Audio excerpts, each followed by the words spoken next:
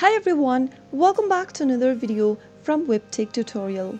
In today's episode, I'm going to be showing you how to block on Janitor AI. So let's get started right away. First of all, launch open a web browser and type in janitorai.com in it. Once you're logged into your account, go ahead and select the character you would like to block. Once you get to the character's profile and click on the block button at the top right corner, and in the pop-up, click the block button once more. Soon after you do that, you will be able to directly block a character. So that is how you will be able to block someone on Janitor AI. If you found the video to be helpful, go ahead and give us a thumbs up.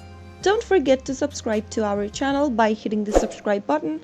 Also press on the bell icon so that you'll never miss another upcoming upload from us. I will be back again with the next video. Thank you for watching.